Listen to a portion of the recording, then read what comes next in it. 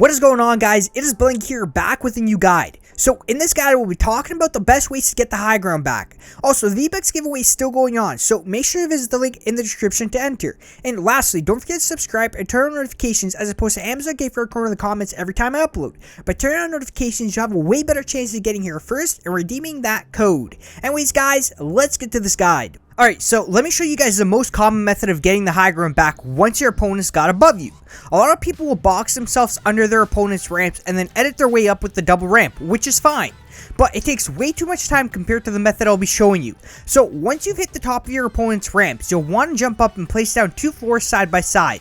As long as you pick the way you can keep building yourself up. This is the same with double ramps too. If you're under your opponent's ramps, then simply build an extra floor where there's an opening and proceed to build up. After placing down the floors, place down a wall and a staircase and proceed to build up. Now, don't keep building stairs up and up. You'll want to turn around and protect your back. As you're turning, you'll place down walls and a floor to jump on. Once you've got all that down, proceed to build yourself up with ramps above your opponent. Now, this won't always be the same build up. You might need a half turn and then build stairs instead of the full turn. It all depends on your opponent's material positioning. Although, what will always be the same is the first part of the process, which is placing down the 2 floors and adding the wall then the ramp.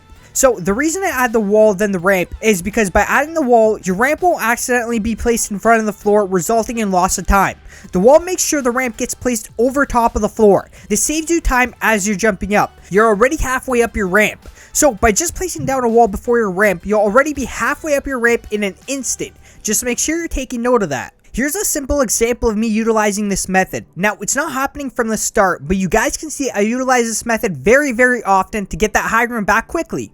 I add the wall and the staircase and quickly build myself up for the high ground with the exact same steps I explained in my last example. Get used to mimicking these steps because it'll help you get the high ground the quickest possible way. This next example is an example I've already talked about in a previous video, which is the bouncer trap method. Simply by placing one on the ground, it'll shoot you straight up, easily giving you the high ground within seconds. Now, you'll have to make sure you're building walls as you're going up. This allows you to connect a floor at the peak of the jump. If you're not building walls, then you're probably dead as you'll be exposed for some time. I've got turbo building on, so I'll just hold the left mouse button. Not sure if it works without, but make sure you guys try it prior to using this in a fight. Now, this last method of taking the high ground back is something you guys might have already seen, which is the pyramid method. I've seen many people create guides on this. Now, one thing they have been missing is the trap placement. If you've got a pyramid over top of someone, you can actually trap them pretty easily. When someone builds above you, place down a pyramid over top of their stairs. This will prevent them from building any higher. You can now box them in and place down a trap to your left and right wall, or just place 2 and watch your opponent get eliminated in your box trap. Now, let me explain the steps of doing this successfully. Once you get to the peak of your stairs, place down a pyramid over top of their stairs. Right after, place down a floor for yourself. The floor will allow you to move up and place down a wall behind them. So after the floor, you place the wall down behind them first. Then finish off with the wall to your left and right. You can now place down a trap on either the left or right walls, or place them on both for maximum damage. It's pretty tricky to do at first, but it does get easier the more you practice these exact steps. So now we know how to get the high ground back. Let's look at ways of preventing the loss of the high ground.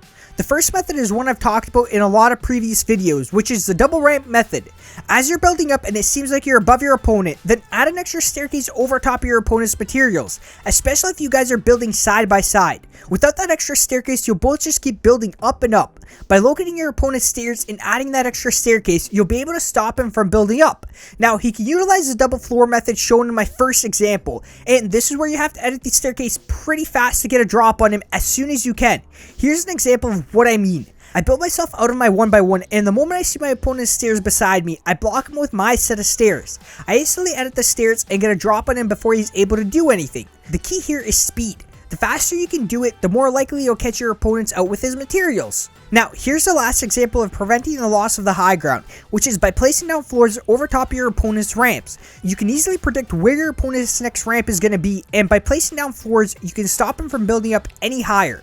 Once again, at an instant, you can edit the floor and surprise him with a shotgun shot. Now, I still recommend you utilize the double ramp method as it's the best way hands down, but sometimes you won't be able to utilize the double ramp method depending on how much higher you are compared to your opponent. So, say you're already way over top, then you can place a bunch of floors behind you to stop the rest of your opponent's buildup. After that, simply edit the floor and drop down with a few shotgun shots. So guys, that's basically it. The key is to make all these edits very quickly.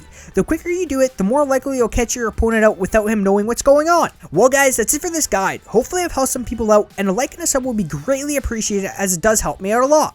Anyways guys, thanks for watching, and I hope you have a great rest of your day or night, and I'll see you on the next one.